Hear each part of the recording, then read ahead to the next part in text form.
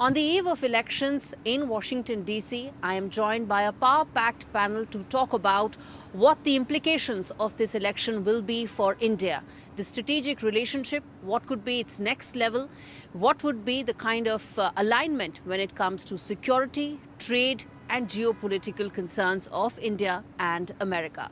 Joining me on the show is, in fact, a power pack panel, as I said. Let's start with Professor Irfan Nuruddin from George Mason University. We have Elizabeth, who's joining us from Stinson Center, Director of the South Asian Center, Safiya Gauri Ahmed, who's been at the Harris Finance Committee, Kapil Sharma of the Atlantic Council, and Subhaja Shankar, Director of ORF America. As I said, we've pretty much covered all aspects of the political discourse here. But let me start with you, sir, on the fact that whoever would be the next president of United States, I mean, I think we shouldn't even be hazarding a guess now, given how tight the race is. Whoever would be the next president of United States, how do you see the next phase in the India-US relationship? I ask this because while, of course, the broader alignment is there, but every time a new administration comes in, it comes in with its own set of priorities, with its own set of focus areas. How do you see the next key focus areas for the India-US relationship over the next 4 to 8 years? Trump administration is always going to be a wild card. He makes his reputation on being unpredictable and shaking up the status quo, but he's also run a campaign where none of the people who supported him in the administration the first time, none of his cabinet except Nikki Haley have endorsed him this time. So the question as to who fills the key spots, who becomes his brain trust, is a very big question. And whether any of those people have genuine India expertise is also a question. What we know, I suspect, is that India continues to be a bulwark against China, so we'll get that rhetoric.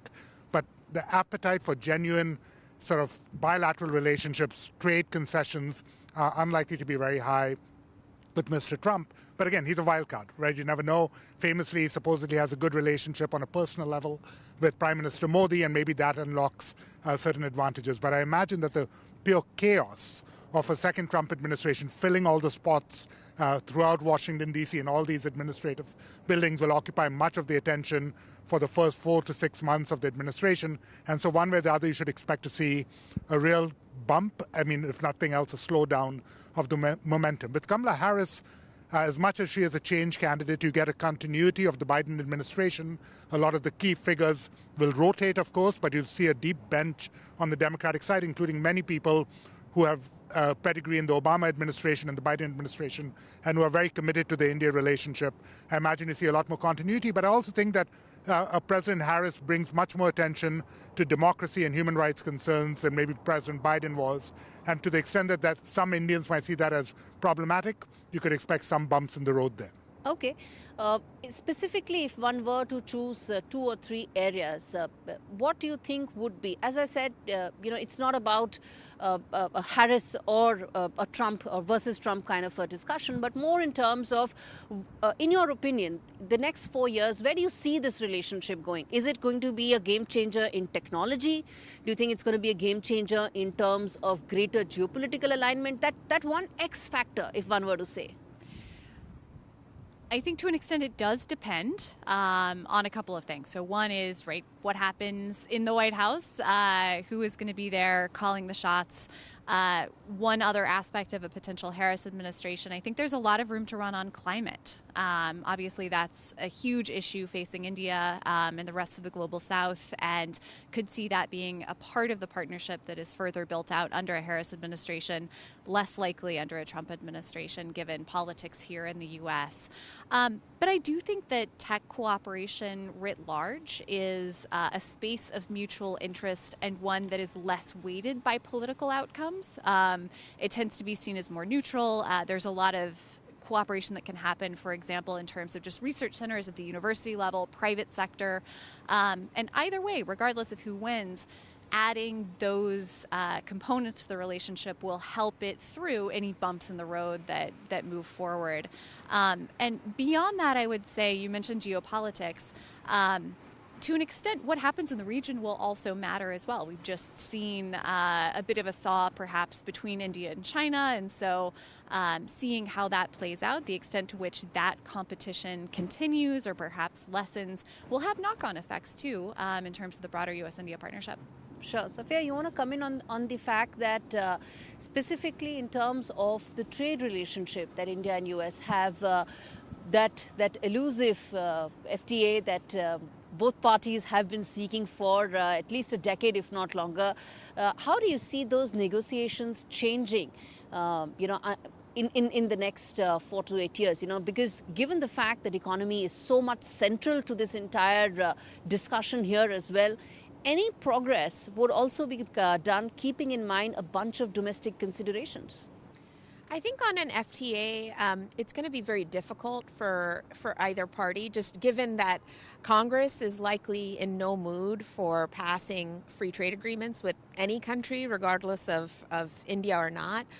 So in addition to the presidential ticket, there's a number of down ballot tickets that are also very important. So we'll need to see where the Senate and the House land and how that shakes out as well. And that's going to be very important to how this trade relationship looks between the U.S. and India. President Trump, at least in his last iteration as president, saw trade as a very transactional, from a very transactional perspective, from a trade deficit perspective. However, I do think that Prime Minister Modi and his focus on manufacturing and the fact that this U.S.-India or U.S.-China relationship has been so fraught could create opportunities in India. It could create opportunities for U.S. companies who are trying to manufacture and build in India. And those incentives are there and could create those types of investment opportunities in India. But I don't think that either party is in any mood for an FTA. Yeah, that looks unlikely. In terms, I'm going to come to the wars in just a bit because I think that warrants a response from all of you, and I'm going to come to that in a bit. But specifically, one word to talk about in terms of the technology aspect that I feel has been a very significant component of the relationship the last 2 years. Whether you talk semiconductors, whether you talk about, you know, greater alignment on defense-led technology collaborations, do you see that moving ahead? Do you see that realigning, or what's your take on the tech collaboration between the two sides? I think the tech collaboration is moving in the right direction, especially also in the defense bilateral. I think there's going to be questions as to the manufacturing of such products. So how the semiconductors are manufactured, whether U.S. defense companies can do make in India. I was pleased to see that India was actually one of the top sellers, defense sellers to the U.S. market, top 4 recently, mainly from a subcontractor perspective, which surprised me, which means that the relationship is strong. But I don't think the Indians are happy with as far as how much defense equipment is being manufactured in India. And I think that's something that they're going to have to work on. ISET, I think, is a great first step. It's moving in the right direction. I think implementation still is going to take some time. I'm also excited about the U.S. and India working together on IMEC and all the technology aspects of IMEC as well. There is I think, a lot of good collaboration between the U.S. and India on technology from a conceptual perspective. I think implementation is going to be a little bit more harder than we think. On some of the other aspects that we spoke about, the technology, the trade, Elizabeth also mentioned the climate aspect of this relationship. I mean, this is a very broad-based relationship. I think there is a political level, and that's the one that gets a lot of attention. There is a business-to-business relationship that is growing and has its own logic. And on that side, as Cap mentioned correctly, I think a lot of the questions are, can India seize this opportunity to create a more attractive business environment that attracts American investment, sees the U.S. as a major market for many exports, and sort of is able to thicken that relationship. But that'll almost, policy will affect that, but it will not be perhaps even the primary determinant of that. And then there's also the people-to-people relationship, which is quite strong, but again will be affected by politics. It'll be affected by immigration policy, and that is something that will change depending on which candidate wins the White House. And I was coming to just that, before the wars and the conflict part, which is the people-to-people connect that India and US have. And there's been so much of talk about immigration. And I'll tell you 2 interesting aspects. The amount of time I've spent with Indian Americans, there's, of course, a large population who feel that there's an excessive focus and it sort of mixes up the whole concept of legal and illegal immigration. But there's another aspect to this, which is that a lot of people said that, we're the skilled ones and we've been waiting, and some of us could wait for 100 years, whereas the illegal folks can go ahead, even if they happen to be from India. So it's a nuanced discussion and a very, very, one should say, multi-dimensional in its approach. But the question I want to ask you is that how much do you think that is going to impact the relationship? Because either one comes, immigration is set to be the cornerstone of the next administration's policies. Well, so immigration will be. Under President Trump has run maybe the most xenophobic and racist campaign in my lifetime, right? And that says a lot because some of the other campaigns are pretty ugly as well. So you would imagine if he is elected president, you get a very harsh thing, whether he actually follows through on claims that he's going to deport 15, 20 million people who he claims are undocumented. That's a different question, but one way or the other, you'd not expect any real immigration reform. The pressure on a Democratic administration would be similar, but you have to remember that President Biden, in a bipartisan manner, had a bill to reform immigration that was teed up. The Republicans had signed on until Trump killed it because he thought it would be bad for his election campaign. So one hope would be that if Harris were to win, that same deal can be resuscitated, brought back so that you get actual common sense border security reform. How does that impact India? I mean, where it affects India is it changes maybe the question. At the end of the day, skilled immigration that comes through documented channels is not especially controversial. But as you said in your intro to this segment, it gets confused with questions about undocumented immigration, in particular the southern border. So if you can make real reform on the southern border, it opens up opportunities to have more sensible conversations about America's need for skilled workers. You can begin to tell a story about how that skilled immigration helps lower inflation. It provides critical mix. But look, at the end of the day, the real question is H-1Bs. I mean, this is something the Indian government has made a real priority in conversations. It has made very little headway. I'm a university professor. For 30 years, we have had such an incredible influx of incredible talent from India coming here to get education. Now, when they look at it and say, there's no chance I'm going to get an H-1B, why bother? I'd rather go to Australia. I'd rather go to Europe. Yes. Then you change that as well. So I think this immigration thing affects lots of dimensions we don't normally think about. For my hope on this is that if Harris is elected and can resuscitate a common sense bipartisan border security bill, it might tamper some of the worst excesses of the anti-immigration rhetoric and create space for some opportunities to have other conversations. Kapil wanted to come in on that. Did you want to speak on that? Yeah, because I think some of the challenges that we have even with legal immigration in the United States is job opportunities. The question I would ask is what kind of jobs are available for people that are coming on H-1Bs or even L-1s? And I think that's why the Department of Labor, even under a Biden administration, has been very restrictive on L-1s and H-1B visas because labor is concerned about jobs. I think that the United States is not creating jobs as fast as it could. And either administration, both Trump or Harris, are going to want to make sure that those jobs are available for Americans. That's the reality.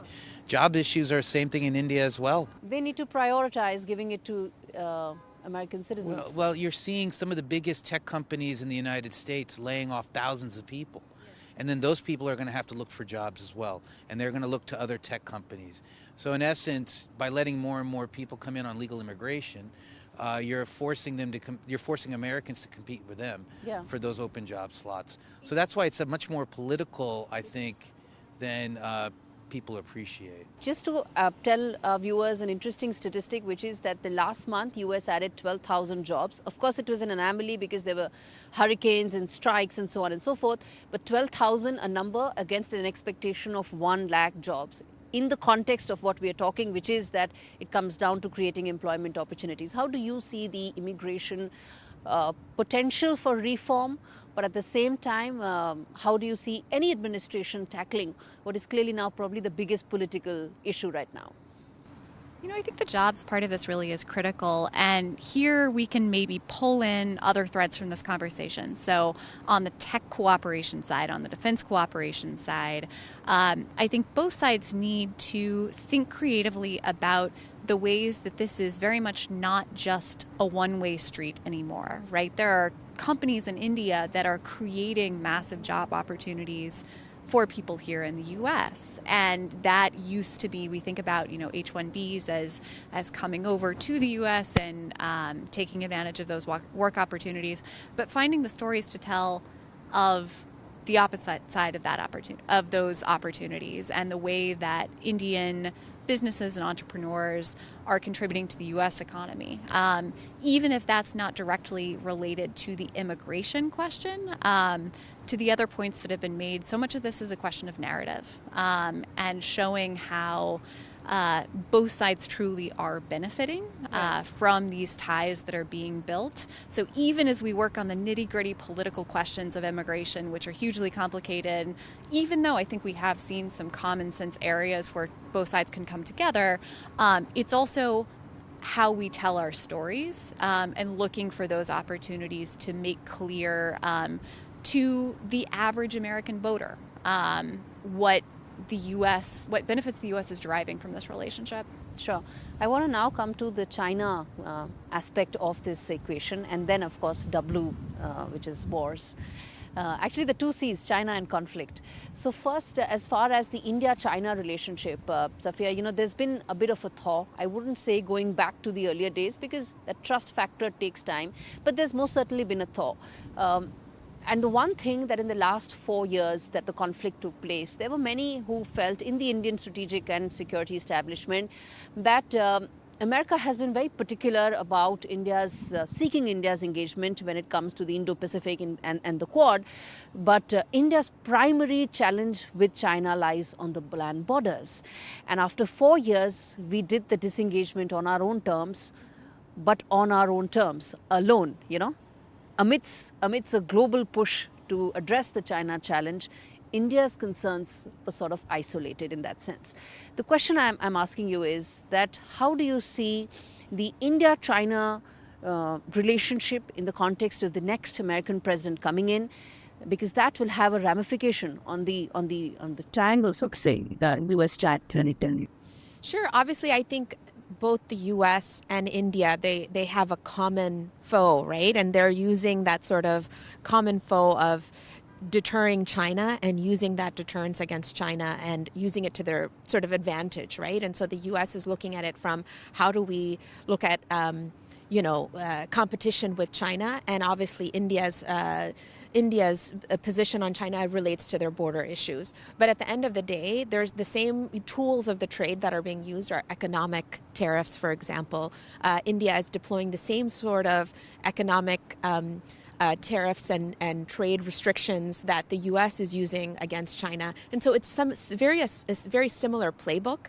And I think both administrations, whether it's a Trump or a Harris administration, are going to deploy a similar playbook against China. They're going to use and increase tariffs when it comes to even with the Harris administration. You think so? They've kept many of the same tariffs that the Trump administration implemented, and they've maintained those tariffs. It's very difficult to sort of take those sorts of tariffs away. And so while they may not be increased, I do think you're going to see increased scrutiny on certain technology in the U.S.-China corridor.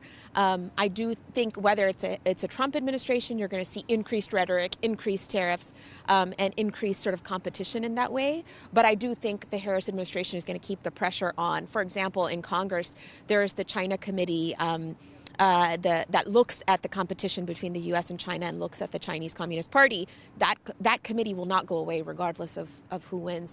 That committee will remain in place. So you're going to see that continued sort of focus and scrutiny on when the U.S.-China corridor, and I think it's going to continue. And the U.S. will rely on India in that same space as well to sort of use those economic tools when it comes to tariffs and whatnot against China. Right. Dhruva, you want to come in on this aspect about India, China and America? I look at it differently. India has a very wide range of issues with China, one of which has been, I wouldn't even say resolved, but there has been a thaw, which is on the border. But there still are concerns about China's influence in the broader region, including in the maritime sphere, about China's trade practices and overcapacity, and that has direct implications for Indian jobs and welfare. On China's obstinacy at multilateral forums, particularly including the UN Security Council. So I think there are a broader range of issues, but there has been a welcome thaw on the border, obviously, that has been negotiated. Now, the US has its own wide range of issues, and there will be some convergence, continuing convergence. I think the question is less on the security front, because again, some of that cooperation will continue regardless. And as you mentioned, I think on at least on the land boundary, there isn't an expectation on the Indian side for a US involvement or US help. I think the bigger question going forward is what happens on the economic front between India and China, and whether, and forget about the US for a second, although the US will play a big role, and US economic policy and trade policy will play a big role, the question of what will India be willing to countenance when it comes to a new kind of economic engagement with China. And really, I think the central question will be, is China able and willing to reorient aspects of its economy to make it a more balanced economic and trade relationship with India and with other countries. And that's a big ask. And as of now, there isn't really a sign that that is in play. Although, again, let us see what happens in the next few months and whether there are adjustments on the Chinese side. Sure. There are two wars that are currently on, and both the presidential candidates have different formula to end it. In both these wars, India is a direct affected party. They've been asked to mediate in one. They've tried, and in the second, of course, it directly impacts India's traditional relationships in the West Asia region. In the context of that, and that's a question I asked the panel, which is that how do you see these geopolitical concerns that both India and US have changing in the next 4 years? Do you see, I mean, there have been some comments that have been made that Trump says that he would end the war in one day. There have also been comments that have been made by both the candidates that they will ensure that they continue to support Israel for as long as possible. In the context of that, how do you see these wars being handled by the next president, and how much of role do you see India in that? I think we do have to separate the two conflicts, well, because they really have very different implications. Yeah. So on West Asia, by which we mean, of course, yeah. Israel You take and West Gaza. Asia, I'll ask some of the others on Russia. Right, yeah. on Israel and Gaza, I think what you're going to have is mounting pressure on a Harris presidency and arguably on a Trump presidency as well to find a way to put immense pressure on Israel. What we're witnessing right now in live time is an ethnic cleansing of Gaza by Israel. Haaretz, a leading newspaper in Israel, called it ethnic cleansing. The United Nations is saying we're witnessing a genocide. Sure. Yeah. So the pressure from the globe is going to become higher and higher.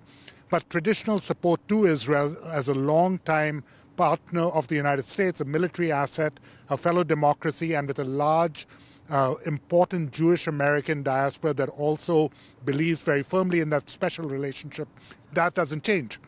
Indeed. And with that, I'm going to wrap this up. Thank you so much, all of you. It's been a fascinating conversation.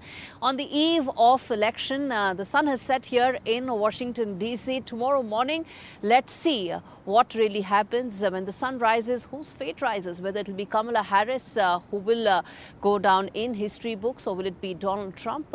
Either way, the India-US relationship, its priorities, its strategic calculations is the key focus. Thank you so much.